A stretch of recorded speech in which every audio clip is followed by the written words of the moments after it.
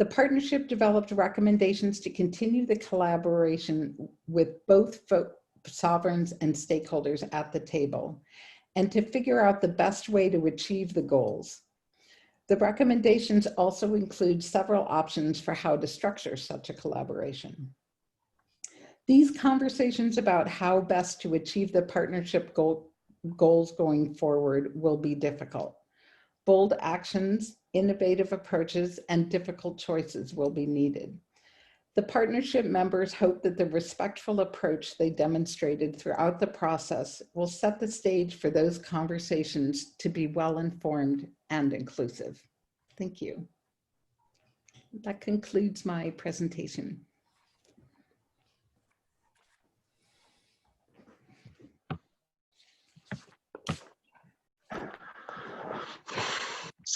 Yeah, so hello. This afternoon, I'm going to talk about resident killer whale, the Resident Task Force. Sometimes I'll refer to this as the Southern Resident or Orca Task Force. But again, I'm going to first introduce the orcas, and then I'll introduce myself. Stay on this slide. So the work of the, no, you can go back to the original slide. Thanks. So the work of the Orca Task Force was focused on the southern resident orcas, and they reside primarily in Puget Sound and on the just off the coast, off the outer coast of Washington. And they only fish and salmon, and especially Chinook. The southern resident orcas are different than the northern resident orcas, who also only fish. They're located in the north. Kind of up in the Strait of Georgia, and then off the west coast of Vancouver Island. And then the northern residents are not in decline, and they're actually doing pretty well, but it's the southern resident orcas that are doing not doing well. And just Eric, your mic is breaking up a bit now. It comes in. Maybe what I'll do is hook and maybe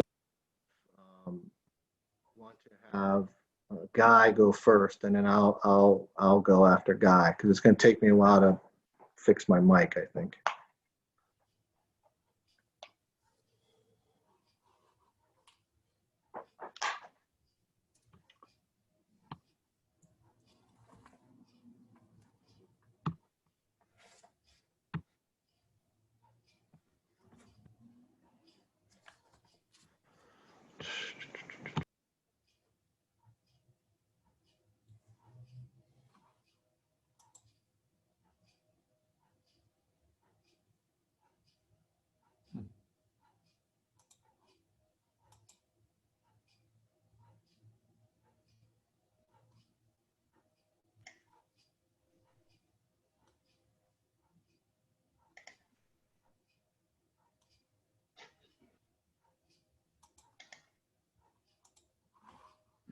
You still on, Guy? You're on mute. Just waiting for my slides to come up. Okay. So there we go.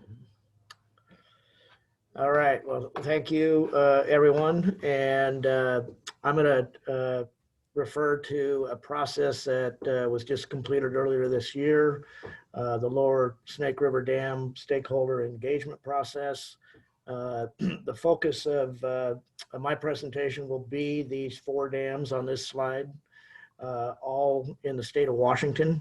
On the Snake River, of course, the Snake River drains salmon habitat from Idaho, Oregon, and Washington. These dams were all built in the late 60s and in the 70s, so they're 40 to 50 plus years old. Next slide, please.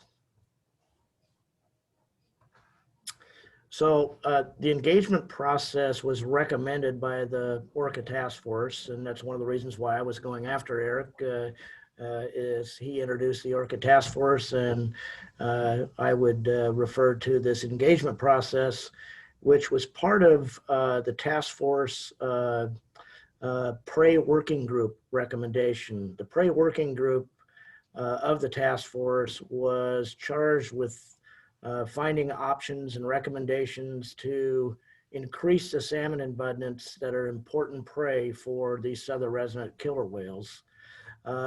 Lower Snake River dams impact salmon on the Snake River, one of the important populations for southern resident killer whale prey.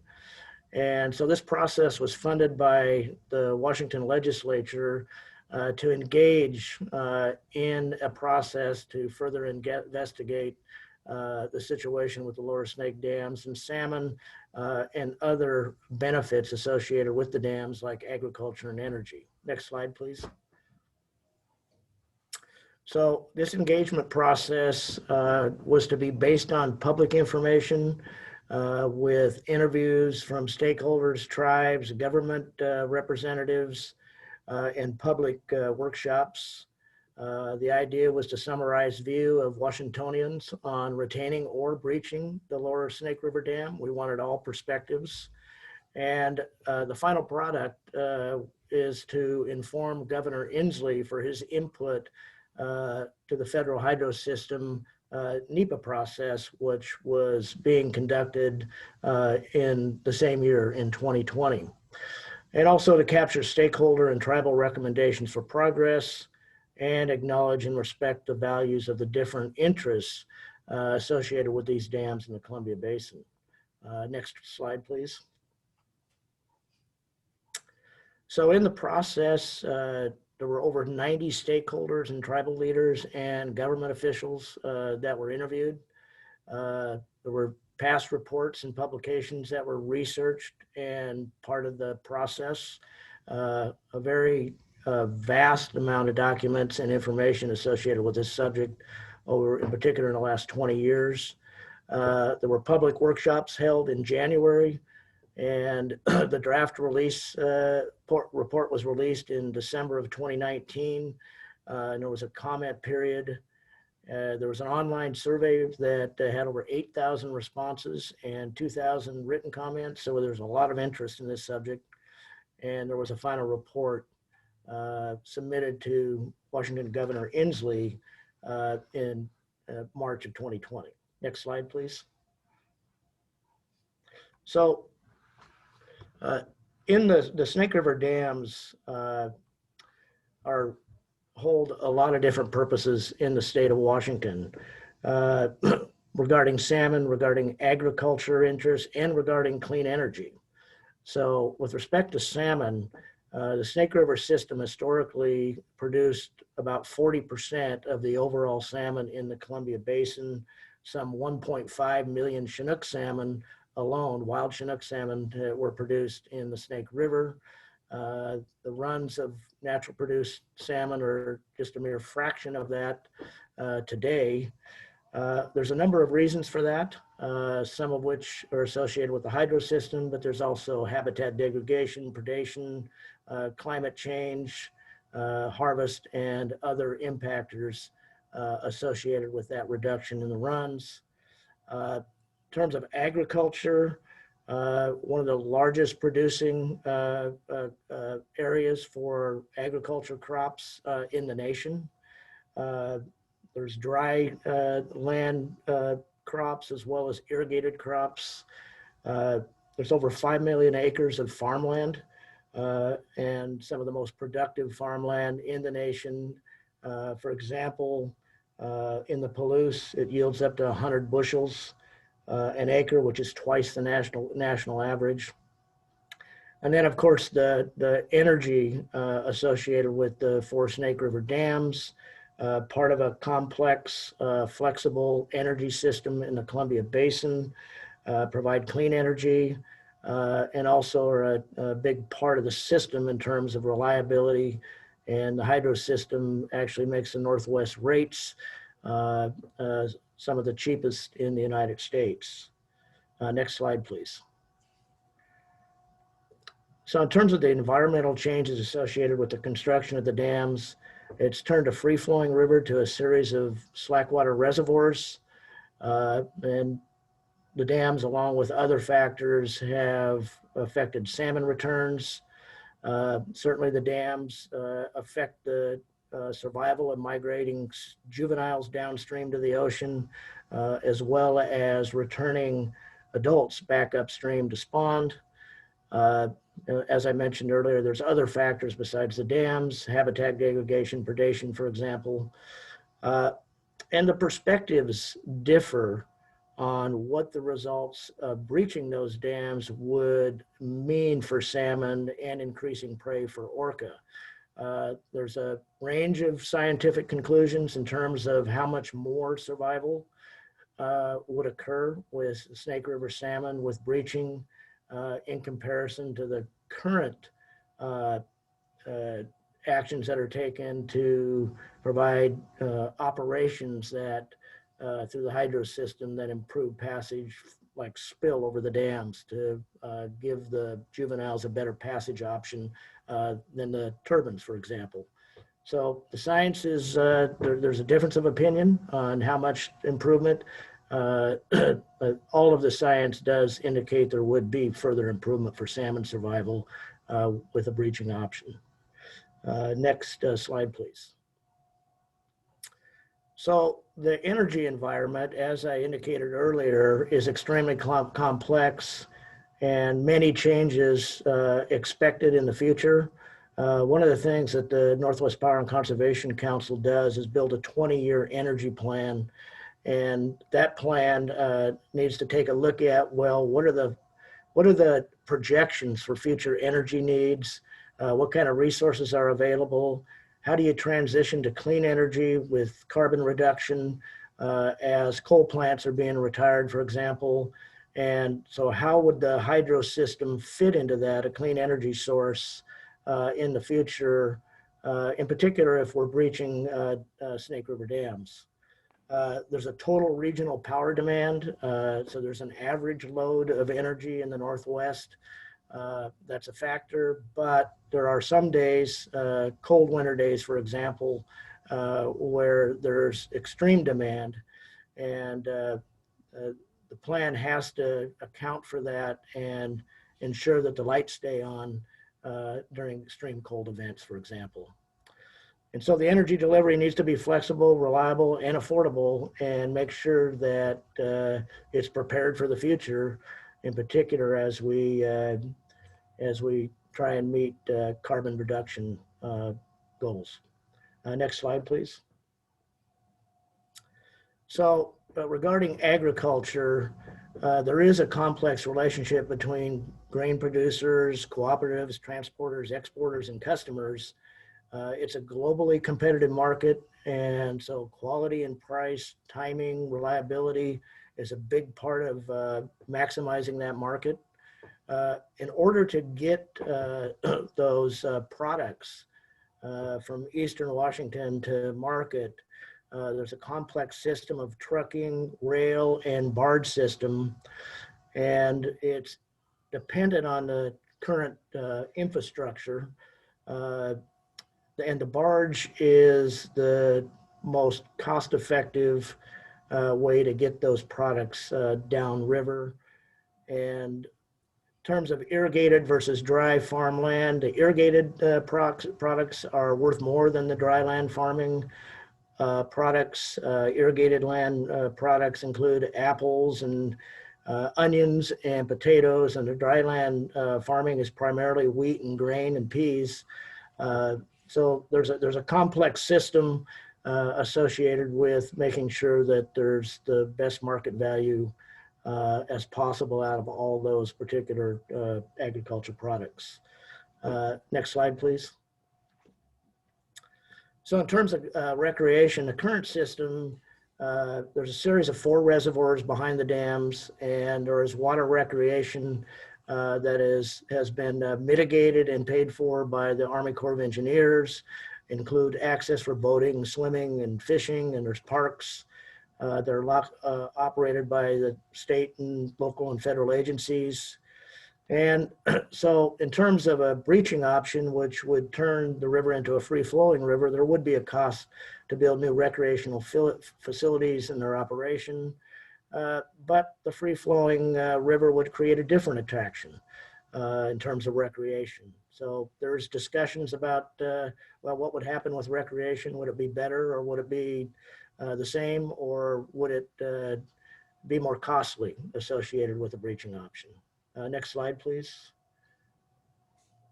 There's been a number of economic studies. Here's two comprehensive economic studies. One, the last one by the federal government was in 2002, the last time that the Snake River hydro system was subject to a NEPA process. And a recent economic study by Eco Northwest just last year. And then the Corps of Engineers economic study was updated with the most recent NEPA process that occurred, was completed just this year. And of course, there's different perspectives between the Eco Northwest economic analysis and the federal economic analysis.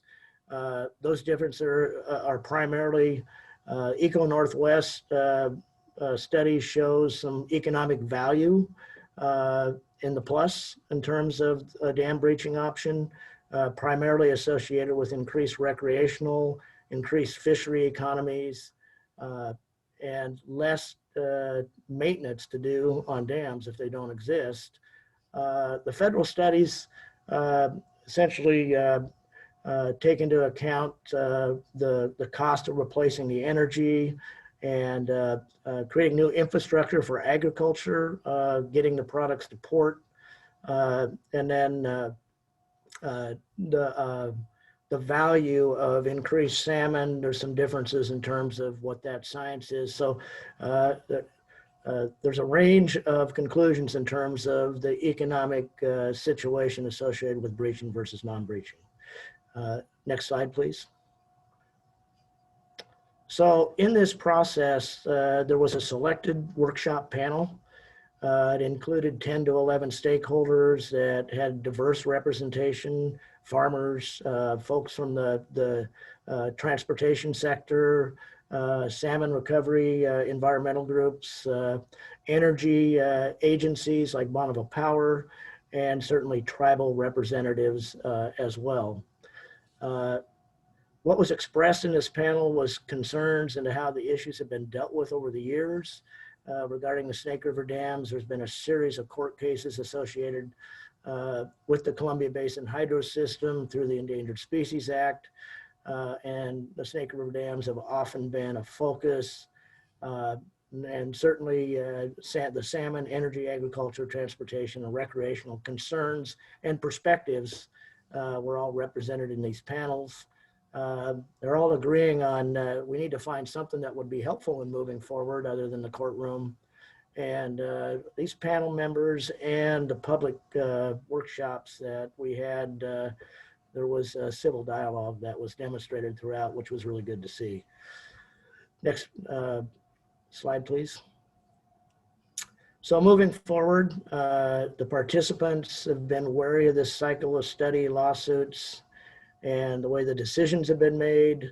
They'd like to have the decisions in a larger context and consider a longer time frame. Larger context meaning taking into account salmon, tribal culture, economics, and future energy needs, and having a dialogue that looks at a future and looks at options and opportunities associated with that larger context. And they all agreed that a future process needs to demonstrate respect, and certainly respect for the tribal culture, plus Eastern Washington and the economic needs and coastal fishing communities. And in closing, I may mention that post Columbia Basin Partnership, we are working on setting up a regional framework to continue discussions that look towards actions to meet these partnership goals. Snake River hydro system is certainly one of the subjects that would be teed up, as well as other issues associated with salmon survival, including areas that are currently blocked by dams, habitat issues, predation issues, climate change, harvest hatcheries, etc. So trying to the momentum associated with the partnership and processes like the Snake River engagement process and the Orca Task Force. We want to seize that momentum and continue working on a collaborative dialogue. And that concludes my presentation. Thank you. All right, well, thank you, and I'm back. And just to confirm, folks can hear me. Sounds good. Okay, thanks. Yeah, so as we find my slides, I just wanted to introduce the Orcas, and thank you, Guy, for stepping in there to fill the gap while I fixed my headphones. So yeah, this work is focused on the southern resident orcas. They're the northern resident orcas that are in good shape. And then this is not to be confused with the transient orcas, which come into Puget Sound occasionally, but they forage on marine mammals. So next slide, please. So my name's Eric Netherland, and I'm the Executive Director of the Governor's Salmon Recovery Office. And we're a very small office, but our primary role is to coordinate or assist with the coordination of salmon recovery in the state. And so I work with the Governor's Office, local regional salmon recovery organizations, as well as with the tribes and other partners and state and federal agencies. And so our role on the task force, and my role on the task force, was to help guide the task force as a small steering committee. And then I was one of the co-chairs of one of the working groups, the prey working groups, which I'll talk about in a moment. Next slide. So when the Orca Task Force got underway, there were three major issues that were very well documented for the southern residents. One, there was too much noise, so vessel noise and disturbance was a key threat. Too few fish, so there were not enough salmon, and there was not enough prey for the orca, because they forage on fish, so that was a key threat. And then there was too much pollution and contaminants in the waterways.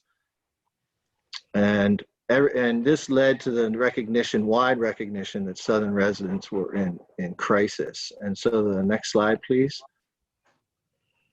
So with this as background, this led to Governor Inslee issuing an executive order 18-02 that really established this Southern Resident Killer Whale Task Force in 2018. And that really, the main charge of the task force was to develop recommendations that would lead to the recovery of orcas and to build on the work that already existed, recognizing that work had gone on, but to emphasize implementation of immediate actions to save orcas. And so this was very much a big tent process, with the governor appointing over 50 task force members, and then also appointing two co-chairs, Stephanie Soline, who's with the Leadership Council with the Puget Sound Partnership, and then Les Purse, who actually was a retired president of the Evergreen State College. And then once the task force was in place, they established these three working groups to focus on the key threats that I just mentioned. Next slide, please. And then specifically, the task force was really charged to deliver two main reports. One report in 2018, and it would be Year 1 recommendations with some of the specifics outlined there. And then the second report would be a final report that would roll everything together. And the first year report was more immediate, and then the second year report was more long-term. And then the task force was scheduled to sunset after they delivered their final report. And they have sunset since then. Next slide. So just a little bit about the process and motivation. So the process, like I said, this was very much a big tent process. It was a very big table. There were many voices at the table, and there were many similar and competing interests, but there was a common goal. Everyone at the table wanted to recover orcas, but the specifics, there were different interests. And then there's also, because it was so many people around the table, it really took a team of skilled facilitators to move this forward. There was no legal underpinning other than it was a directive from the governor. In terms of motivation, it was a governor's directive, so that was motivating. but we're also dealing with a charismatic species that was on the brink of extinction. And then, as many of you may recall, there was global attention and scrutiny when one of the orca parents, Tahlequah, raised worldwide concern in 2018 when her calf died after the task force had been established. And as they were doing their work, this happened with global attention, and she carried her calf around, as everyone remembers, for 17 days, over 1,000 miles. And so, you know, that in itself probably inspired many members to save orcas, but even before that, all the members came to the table really inspired to save orcas. But some key takeaways, you know, really took leadership from the governor's office, obviously, but also from everyone around the table, and it took really good facilitators. One thing that happened through this process, because it was a big table and it was a table of stakeholders, there needed to be space for sovereign tribal voices. And so as the process proceeded, that piece became more and more defined. And so by the end, that piece was very well, you know, there was a space, but a much more defined space for the tribal sovereign voices, maybe more than so right from the beginning. And then it was, you know, I mentioned the importance of media and public attention, but that's important because towards the end, it really helped propel the recommendations towards actions, and I'll talk about that in a moment. And then there was a process for hard conversations. I thought this would be interesting for this group. You know, you have 50 people around the table, but what the consultants did is they set up what they call a fishbowl. And so they set up a table, a very small table within the 50-person table of the task force. And on really difficult issues, or difficult recommendations, they would pull people from the outside, voluntary. So if you wanted to speak on a topic, you would get up from your seat, walk around into the fishbowl, and you would have a conversation with one or two other people, with everybody listening. And this required everyone to be much more intentional about what they were going to say and how they were going to prepare their argument and how they were going to have this discussion. And it forced everyone around the outside to listen. So that was actually ended up being very pivotal in sort of moving through hard conversations and allowing people, the task force, to get to agreement on their recommendations. Next slide. So just here's a summary of the year one task force recommendations. There were 36 recommendations, and they were spread across the working groups. As you can see there. So the year one was really focused on what could we do across these working groups to spur action and more immediately and take action in this crisis situation. Next slide. And then the year two recommendations, there were 13 additional recommendations, and they were focused more on long-term, you know, human population growth, climate change. That last one, funding, monitoring, and accountability, was really about how do you keep this process moving forward. And then there were some unresolved issues around contaminants and nutrients. And so by the end, you had 49 recommendations that had both near-term threat actions as well as long-term population growth and climate change issues. Next slide. So after the recommendations were developed, in the year one, there was a legislative session, and so there was actually a really good outcome from this in terms of policy bills. Oil transportation safety came out of this from the state legislature.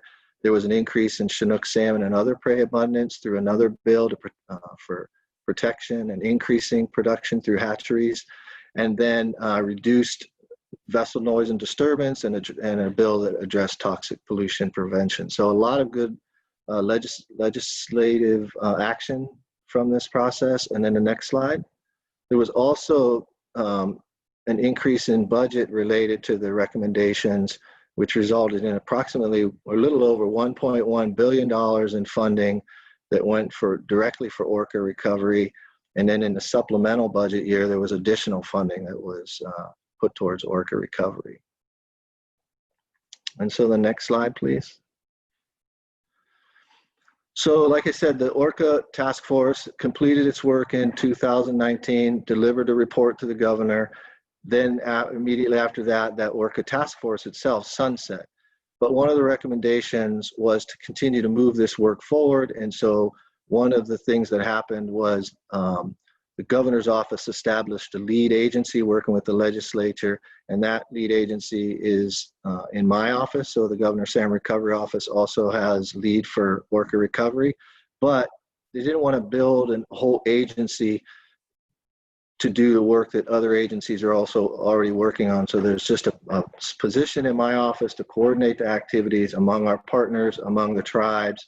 And so that work is moving forward with the task force recommendations. Longer term, once that position's in place, they'll establish a governance structure and a long-term process for continuing to build on what the recommendations called for, but then to build more of a long-term recovery program.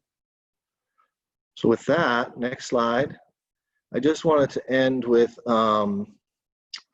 saying a brief update on where we are. There have been 2 new births, which you may have heard about. So there are 2 new births in the J-pod that happened in September of 2020.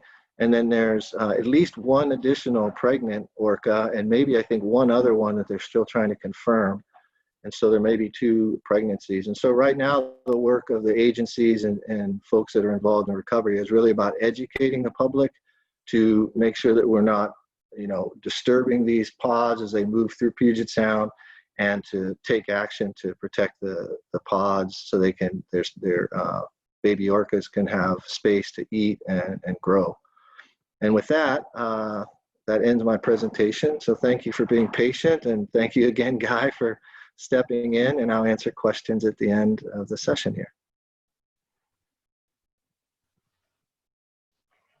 Thanks, Eric. That was great. So hello, everybody. I'm Urban Eberhardt, and I manage the Kittitas Reclamation District in the Yakima Basin. We're in the upper Yakima Basin.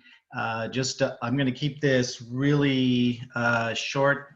We have such a very large and complex project that these things take an hour to talk about. So I'm just going to hit the highlights about what we're doing. So here's the Yakima Basin. It's a tributary to the Columbia River system. If you've driven on Interstate 90 up over Snoqualmie Pass, there's a ski area up there. That's at the upper end of our watershed. Or if you've driven over White Pass and driven by Rimrock Lake and the ski area up there, that's also part of the Yakima Basin. And then it meanders clear down from there in through the desert area onto the Tri-Cities and down by the Hanford Nuclear Reservation. We have been dealing with the impacts of the development of irrigation, of railroads, of highways, of agriculture, all the things that have occurred here in the basin. If you look at this small basin, it was really historically a producer, a real large producer of salmon for the Columbia River system. It was the second largest producer of salmon, just behind the Snake River system, to the Columbia River system annually. So if you look at historically, maybe 1 million fish coming back and forth to the Yakima River system and to the Columbia every year. And by the 1990s, that number had been knocked down to a few thousand fish. We are all of the parties in the Yakima Basin from the diverse interests had been wrapped up in federal court and in state court on multiple different pathways, fighting it out over every drop of water in the basin, and trying to win a case. One side would win the case, another side would win a case, and we were really good at slowing things down and really winning and losing, but that wasn't making any more water available. It wasn't solving the problem. We were able to put together through the Yakima Basin Integrated Plan process a way to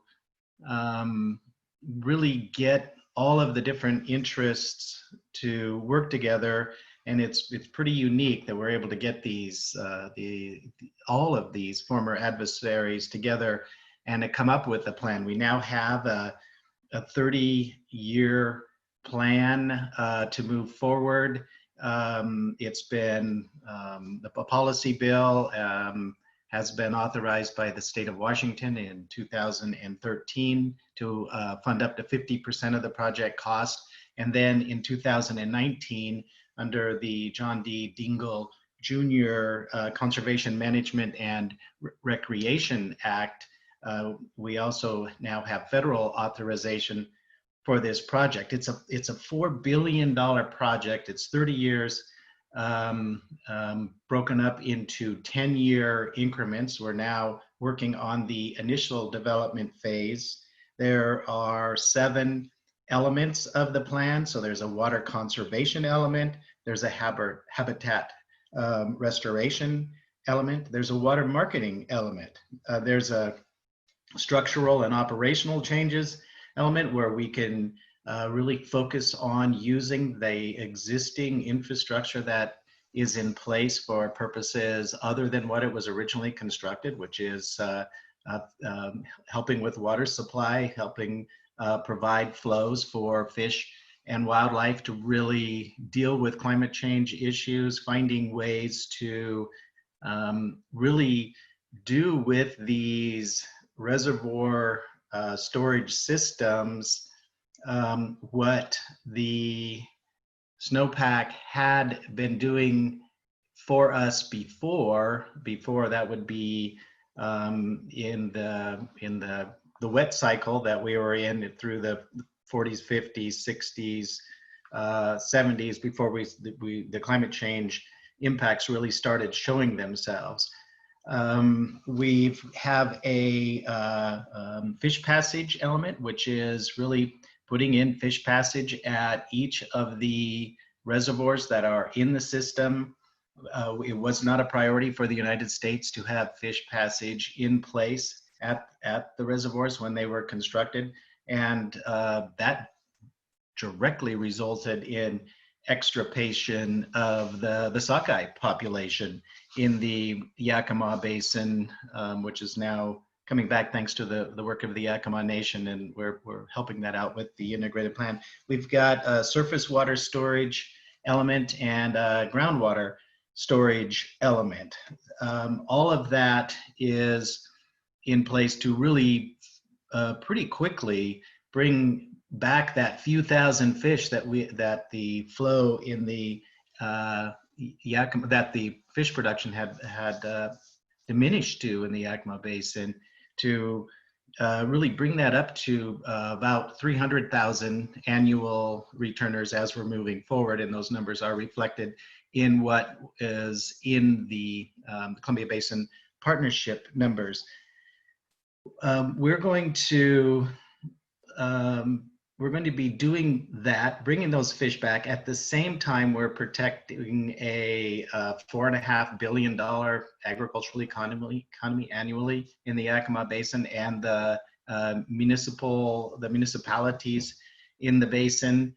It's something that the type of projects that we have here and what we're doing in the basin, and really the collaborative effort of multiple federal agencies, state agencies, the Yakima Nation, the local governments, the irrigation entities, and really moving this all forward is, its success is from our ability to communicate with each other, the social discourse, human beings being nice to each other and really sitting down and talking to each other, when before we were talking to each other through legal counsel, maybe 2 each. And so the individuals weren't ever really having a chance to interact. And as we put this process together, we got everybody in a room. We actually left the lawyers outside the room and started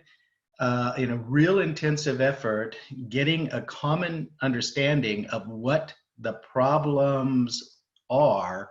And it became real apparent, especially overlaying multiple climate change models, just how nobody would survive or would recognize what their particular interest looked like in what we thought was maybe 50 years out, which really turned out to be starting to be now. And if part of the motivation was the only way we're all going to survive is by working together and put these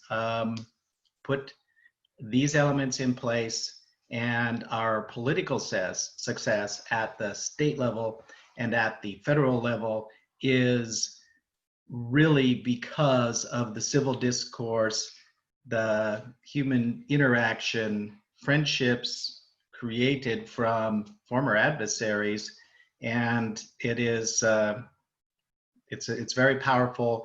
And those of us that are in the middle of it are really proud to be part of it, and we are seeing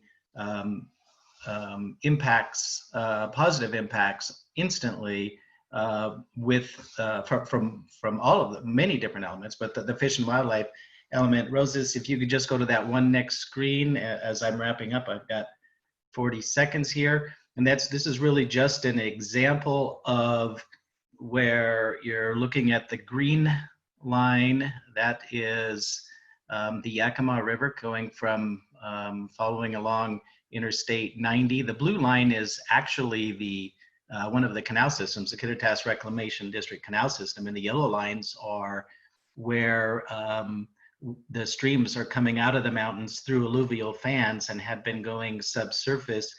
We're now using the canal system to keep those streams hydrated. Many of them had been going dry for 4 months each summer. And then there were barriers in the place, so we've been removing barriers, we've been restoring flows, and we are now finding spring Chinook and Omicus, actually coho, multiple species reproducing, living and reproducing in these former dry creek beds. And the Orca tie here is that as we continue to find projects like these that are ready to go in the Columbia River system, whether it's clear up by Snoqualmie Pass or on any of the other river systems in the Columbia River system, we're going to be producing more Chinook. They're going to be heading out to the ocean. They're going to be going up. They're going to be getting fat, and they're going to be coming back, and they're going to be picked off by that resident population at the outside the mouth of the Columbia River on their way back to go into these streams we're hydrating. So with that, I will save time for Justin and Paul. So Justin, you are up. Thank you, everybody.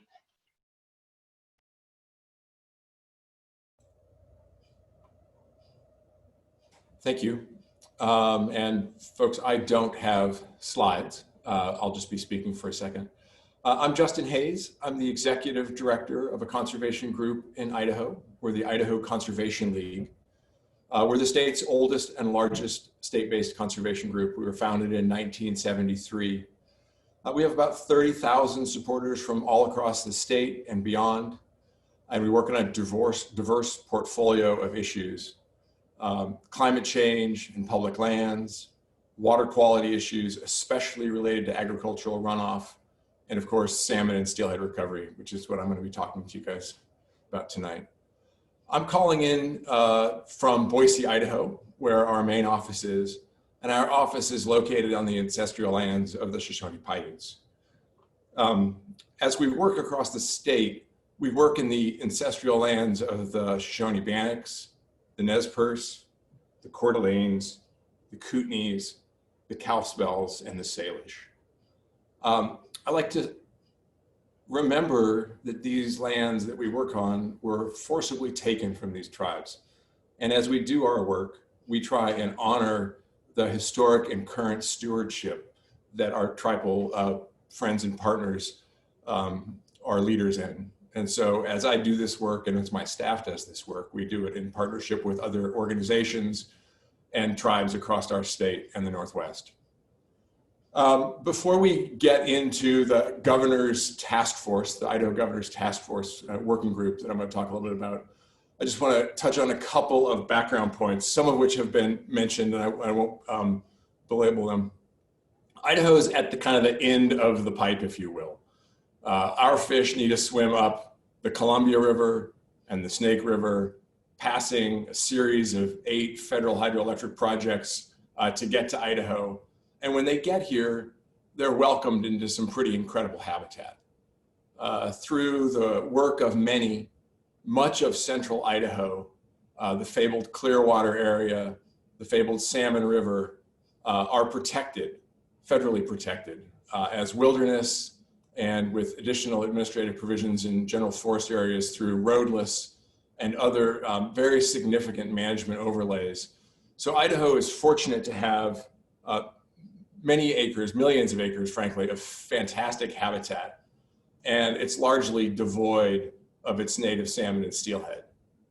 Our fish numbers, as have been mentioned by others, used to be in the millions. And now we're really excited if Idaho sees a wild salmon run of tens of thousands and sometimes as low as thousands. All of our wild fish are listed as endangered and threatened on the endangered species list, and they are in precarious position, teetering on the brink of extinction. So the situation is pretty dire. And not only are the fish in trouble, but the people and communities in Idaho that rely on these fish are also in trouble.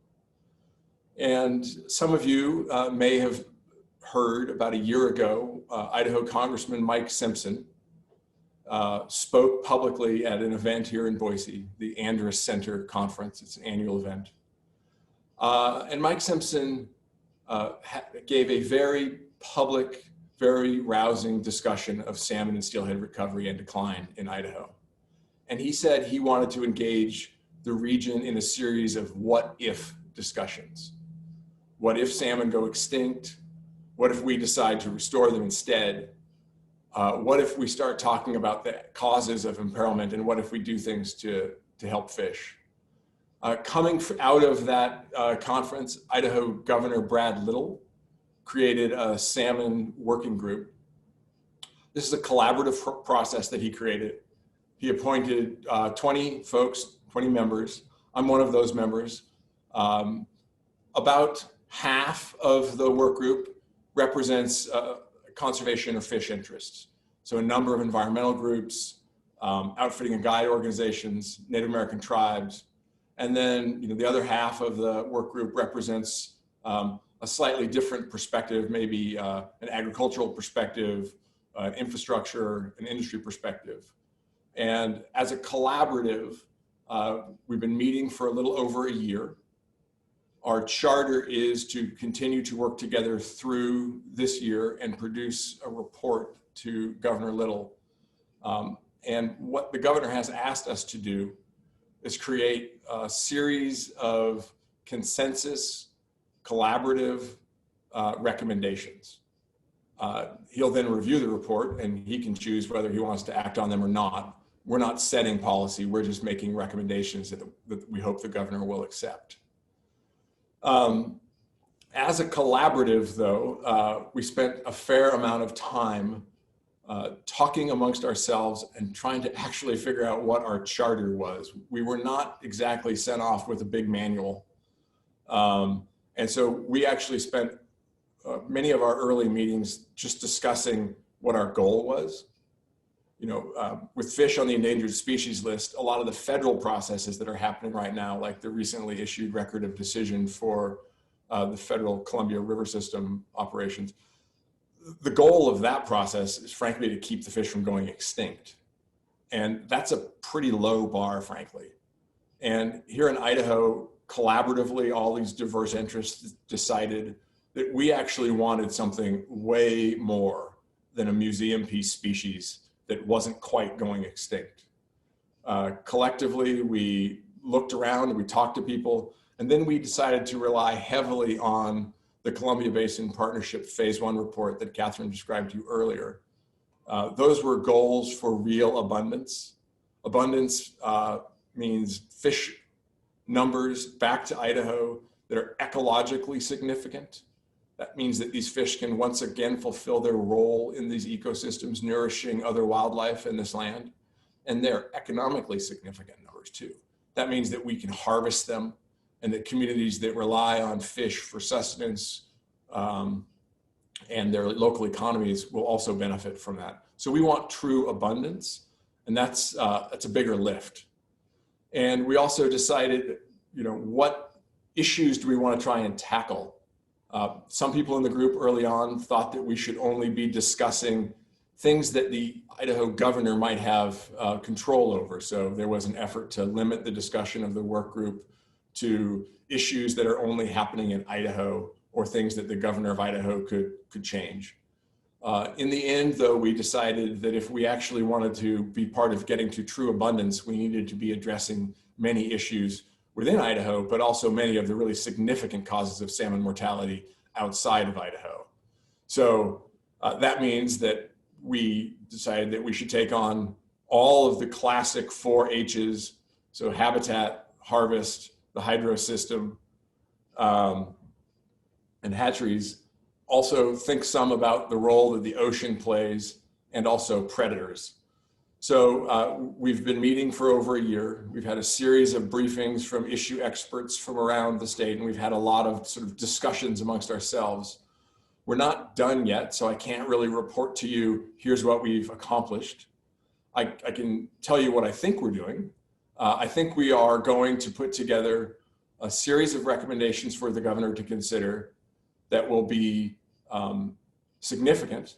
They will be broader in scope and scale and magnitude than what is currently happening in the region. We will not be reaching consensus on the issue of dam removal, though.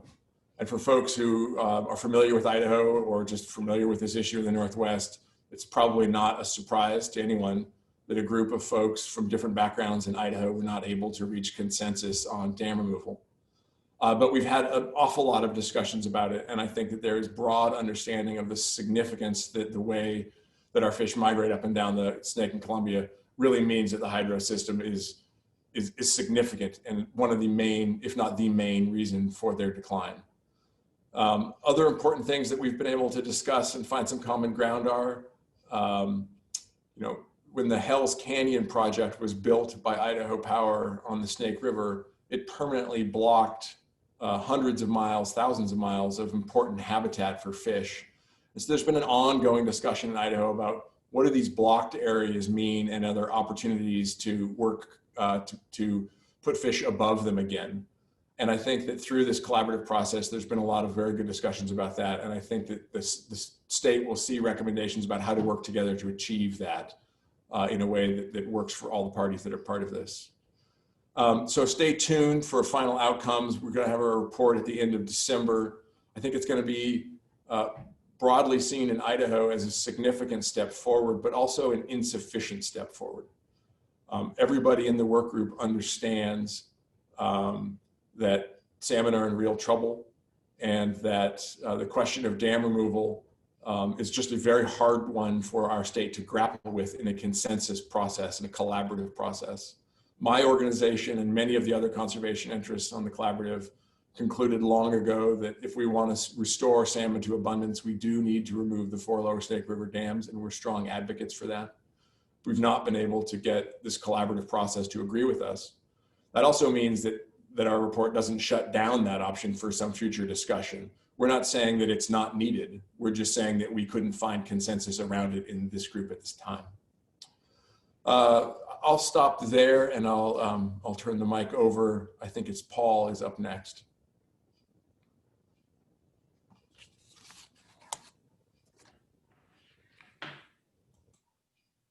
Hi, good evening. My name is Paul Ward. I work for the Columbia River Intertribal Fisheries Commission based out of Portland. I'm an enrolled member of the Yakima Nation.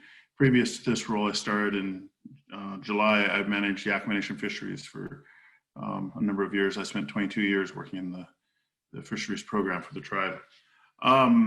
This was a slide that was developed for the Columbia Basin Partnership, and really brings home much of the perspective of the treaty tribes as we go into these wide variety of collaborative processes. Just about everything we're talking about today is, how do you bring people to the table? People that generally have disparate perspectives or positions on things, and how do you start having a discussion and creating a solution?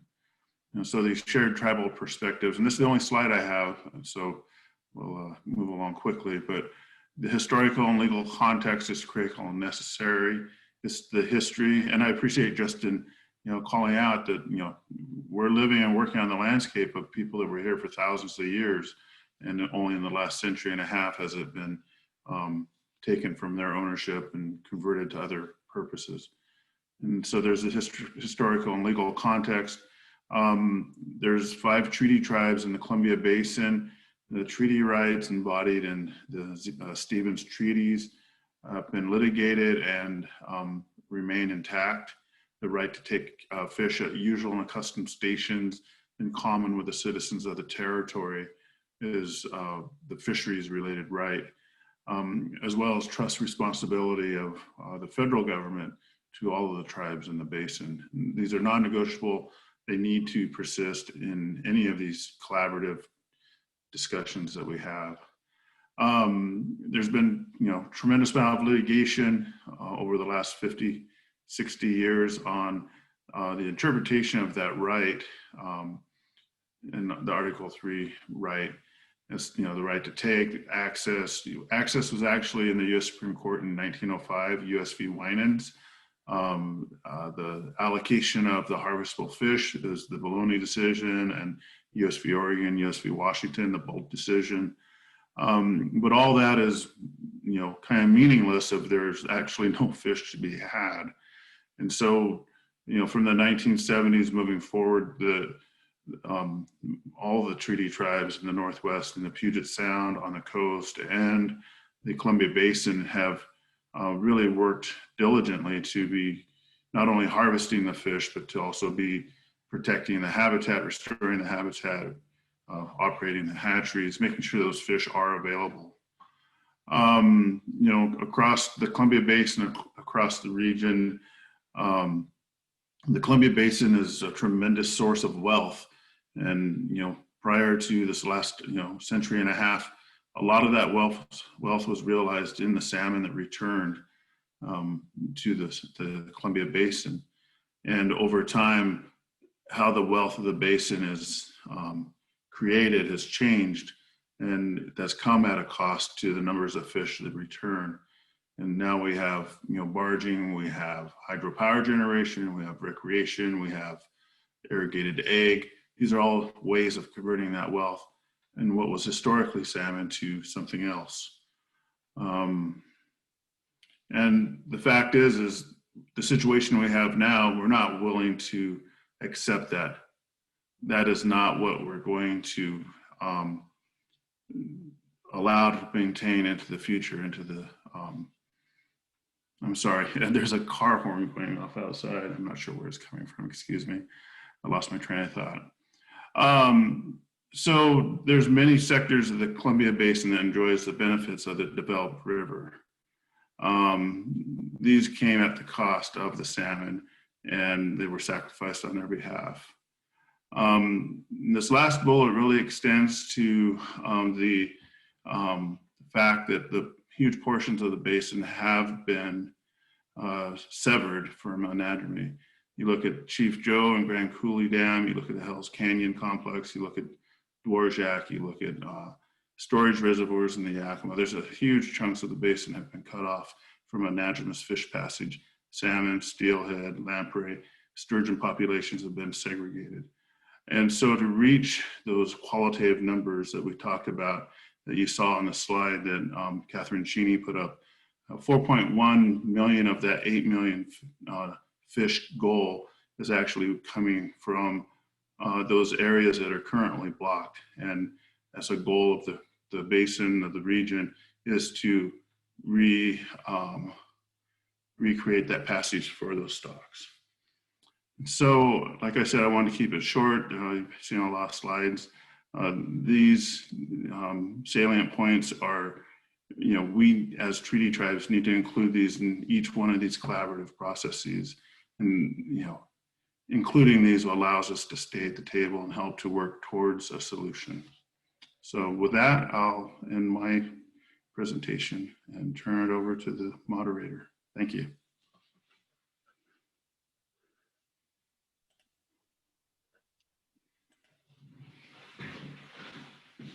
Okay, thanks to all of you for your presentation and for all the information that you've been sharing. Also, thank you to everybody that's attending and who's asking questions. Before we do the Q&A, I just wanted to remind anybody who is a legal professional, I'm going to put the link in the chat to a form that you can fill out to get CLE credit for this event. And then I will start asking the panelists some questions. Okay.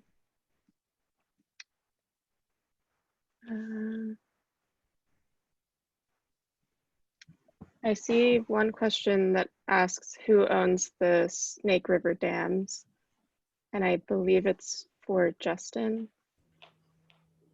The Snake River dams are owned by the federal government. They're owned by the Corps of Engineers, and they're operated for a variety of purposes, generating electricity and navigation, and the Bonneville Power Administration markets the electricity that's generated there. Hey, Roses, for Alan's question about lamprey, the first thing I would suggest everybody do is to go to YouTube and look for the Yakima Nation's lamprey specialist, and his name is Ralph Lampman. Type in Ralph Lampman lamprey rap, and it's just an excellent video about the plight of the lamprey and the great work that they're doing with the Yakimas. Right, and then we have a couple of questions about the partnership. I think these questions are probably for Catherine. So there's a question: how did the partnership come about? Was it a result of a court order resulting from a lawsuit? And is the partnership going to work on implementation? Okay, yeah, great questions. No, the partnership wasn't a result of a specific lawsuit. It was really the culmination of a number of ongoing conflicts that really didn't have a venue for resolution. And we just really examined what was going on with all these conflicts, and then engaged the help of some university-based neutral organizations, the William Ruckelshaus Center at the University of Washington and Oregon Consensus at Portland State. And they helped us to design what's called a situation assessment in the conflict resolution world. And they went out and interviewed over 200 people around the basin to get a sense of, well, what is the problem and what are some ideas for moving forward. And out of that situation assessment came a series of recommendations and really helped us focus on those unique aspects of the partnership.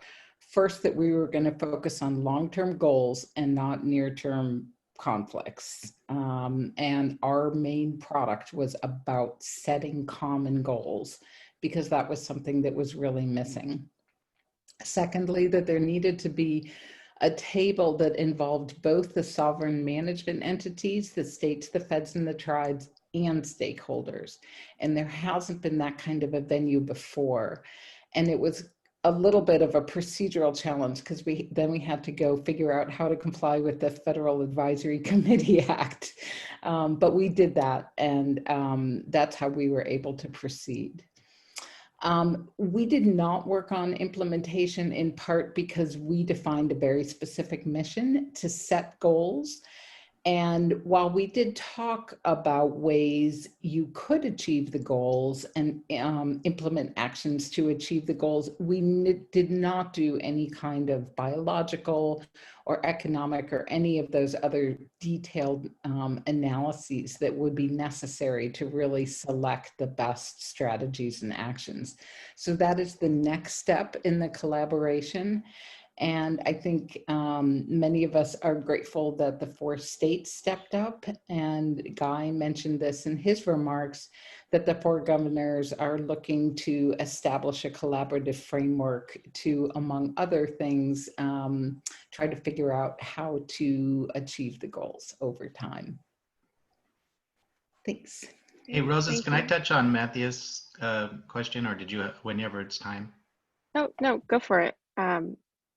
Okay. Yeah, so Okay, well, the question is, you know, how we all want to see the restoration work and the abundant populations, salmon populations coming back, and is litigation helpful or hurtful to the process? And I absolutely unequivocally say that litigation is hurtful to the process that we are doing here. The way that we got to our federal and state and all of the parties' legislative success was because we had enough of that litigation. We got together and we were doing it. We put it together collaboratively through civil discourse, and that's where we were getting our success. That's where the Columbia Basin Partnership is also heading.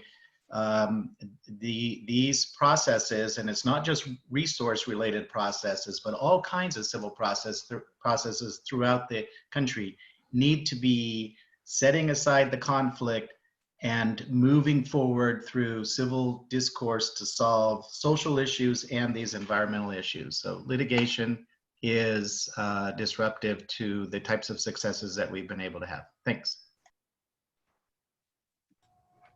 Can I offer a slightly contrary opinion to that?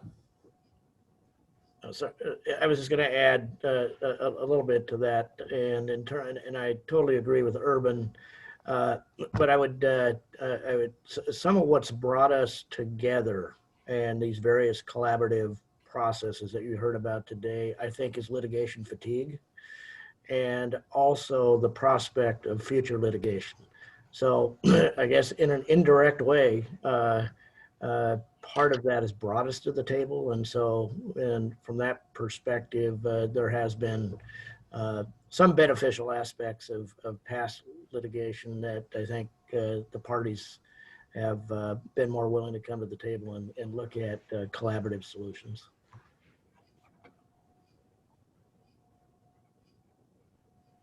Go ahead, Justin. Who's moderating? I don't want to jump line. oh no, you're good, Justin. I'm going to offer a slightly different perspective, respectfully. You know, I agree that litigation can be disruptive in the midst of a collaborative, but I'm going to agree with Guy that some of these collaboratives happen because of the conflict that's been created through litigation. And I'll also say, as a group that is involved in many collaboratives in our state and also involved periodically in litigation, it's, you have to be able to live in both worlds in this moment. If collaboration is not getting you what you think that the interest that you're there trying to represent needs, you might find that you'd be better off on the other side, collaborating or litigating. It's a dynamic tension, and it's not a one right answer. Different problems call for different solutions, and I think that we need to be wise enough to figure out what role we as individuals and organizations want to play in that. And people will just arrive at different spots, and that's fine. Paul, did you want to jump in? Yeah, and just kind of weighing in on that. There's a lot of litigation that's taken place. All of the treaty reserved rights have been litigated, and that's why the tribes are still at the table. The historical legal context I talked about. Litigation is part and parcel of everything we do.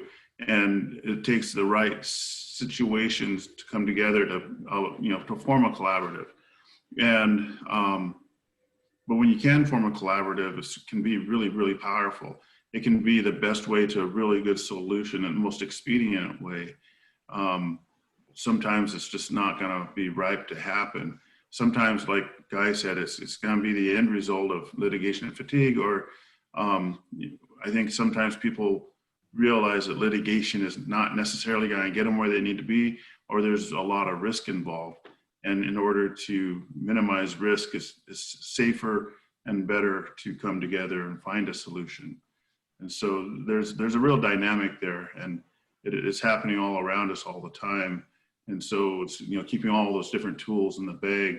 But if you can get a collaboration, what Urban's working on in the integrated plan is powerful. It's a $4 billion 30-year plan to modernize the Yakima Basin. They wouldn't get there if it wasn't for the collaboration. Right. Thank you all for sharing your perspective on that. We do have a potentially related question. There's someone who says that they've been involved in watershed councils and salmon restoration collaboratives that have natural resource extraction entities as stakeholders. And how can you navigate the conflicts of interest that arise despite good faith?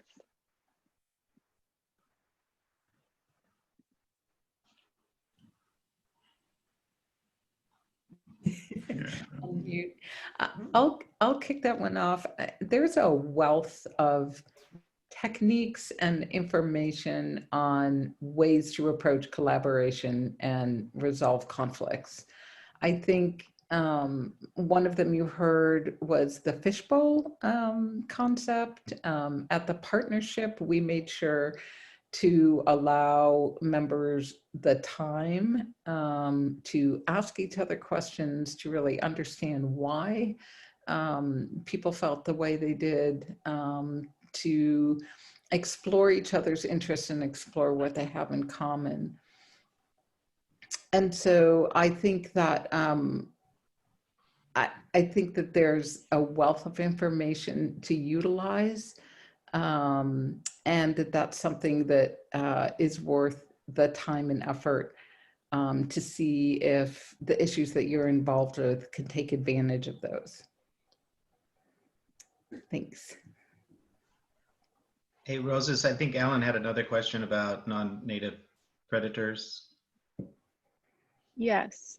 Has anyone in the Columbia Basin conducted a comprehensive study of smolt outmigration to determine how many are reaching the ocean? Yeah, I can talk about, I think Paul would be more appropriate. You want to touch on that? Yeah, Eric had a follow-on to Catherine Cheney's comment, though. Yeah, thanks. I just wanted to emphasize, back to the point of having a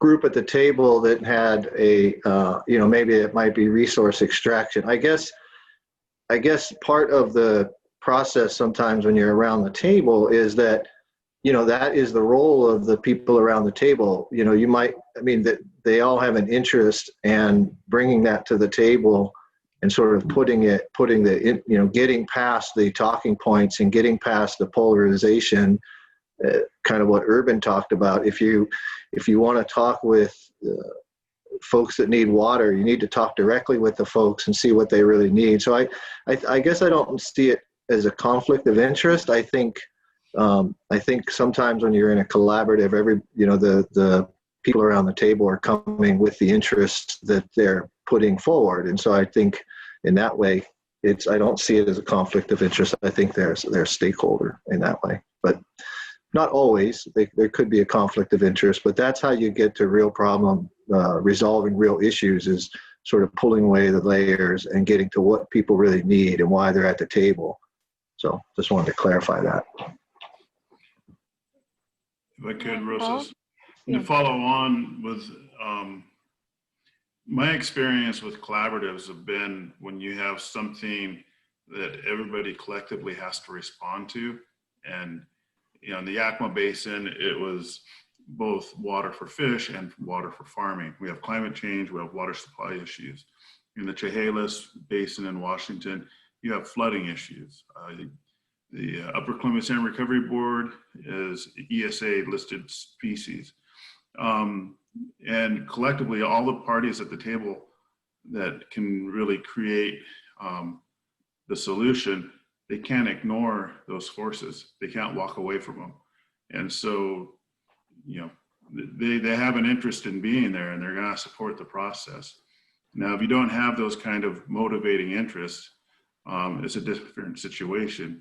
And even when you do, if you have, elected officials come and, elected officials come and go. I was on the Upper Columbia Salmon Recovery Board for 20 years, and I've worked with, probably well over 14 different county commissioners. And it's the pendulum swing of, political interest in each of these counties that would dictate if I'd get a county commissioner engaged in the process or one that was, interested in sinking it. So those things are always changing. They're always dynamic. And that's just something you need to recognize. How motivated is this group? How much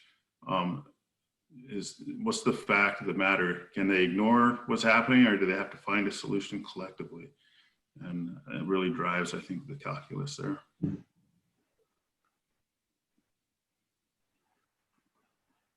Bass, next question. All right. Did you want to answer whether anybody in the Columbia Basin has conducted a comprehensive study of small outmigration to determine how many are actually reaching the ocean? I'd leave that to Guy. Guy's worked for 2 organizations, been heavily involved in that. I would say the answer is yes. A number of studies. There's I think there's 2 sort of primary studies of assessing salmon migration downstream, and then adult returns upstream to get a full life cycle survival. One of them is facilitated through the Fish Passage Center, which is a group that has participants from state and tribal fishery biologists, and they do a full life cycle study. Also, there is the NOAA Fisheries life cycle model, and a little different study, but along the same principles in terms of measuring outmigration and return survival in the system. And then in terms of predation impact rates, I know that was part of the question. There's been a number of studies. There's a number of programs to try and reduce predation of non-native predators as well as native predators in the system. And there's been scientific studies. The council has independent science review panels that are made up of various expert professors from various colleges throughout the nation. And they've done some comprehensive studies in terms of predation impacts in the Columbia River. So there is a wealth of studies out there, and information that you can access. If I could add on to that, Rosas, there's a comprehensive study. I'm a proponent. So last week, Guy Norman presented to the Columbia River Intertribal Fish Commission itself on this 4-state process, which is flowing out of Catherine Cheney's Columbia Basin Partnership. And I think that non-native fish impacts on salmon, steelhead, lamprey are a really good starting point for a continuation of the partnership in this newly formed 4-state process. And, they talk about low-hanging fruit. I think for a collaborative process, the parties involved, you look for those easy early wins where you're not goring anybody's ox, but you're taking on something that everybody can get behind and support. And I think looking at things like, avian predation, non-native fish species predation, non-native fish like shad that are changing the ecology, or northern pike. I mean, we're staring down the barrel of northern pike in the Columbia Basin. I think that'd be a great starting place for a collaborative to really, coalesce around and make as their first effort. And my experience in collaborative processes is you take on those easy wins, and as you come together, you start developing a level of trust and familiarity, and pretty soon people are willing to go further out and outside of their initial comfort zone and looking at what are the different actions that can be taken. And so I keep plugging that guy. I'm waiting for a guy to say, here's some money, go catch fish and get them out of the system. He hasn't sent any money yet, but. Checks in the mail, Paul. Okay, there we go. My work here is done. All right, well, I don't see any more questions. So I just want to thank all of the panelists again for coming and for sharing your experience and your research. We do have a couple upcoming events. On November 9th, we'll have a panel titled Something Fishy for Dinner, Issues in the US Seafood Trade. I'm putting the Facebook link for that event in the chat now. And then that Friday, November 13th, we'll have a guest lecture from Vic Barrett, who is a climate change activist and a plaintiff in the Juliana versus United States case. And I'll put the Facebook link for that event in the chat as well. If anyone is interested in staying up to date with all upcoming events, you can fill out the Google form. That link is now also in the chat.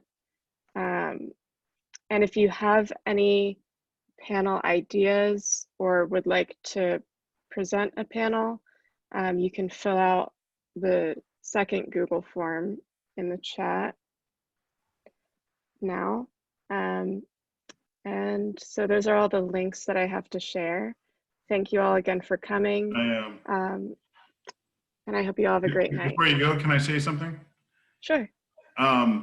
Somebody put in the comments they miss Elmer Crow, and I think a lot of us miss Elmer Crow. He was a very strong, one of the strongest advocates, probably the strongest advocate for lamprey in the Columbia Basin, who was, we lost tragically several years ago. And I just wanted to, point that out as we all miss him too. I work at the Columbia River Intertribal Fish Commission. If you could share my contact information, Rosa's, anybody has questions or, ever wants to, contact me, feel free to send me an email and I'll respond. So. And I was happy to see that Alan Bunce agreed with my Ralph Lampman suggestion. So check out his lamprey stuff. It's excellent. Yep.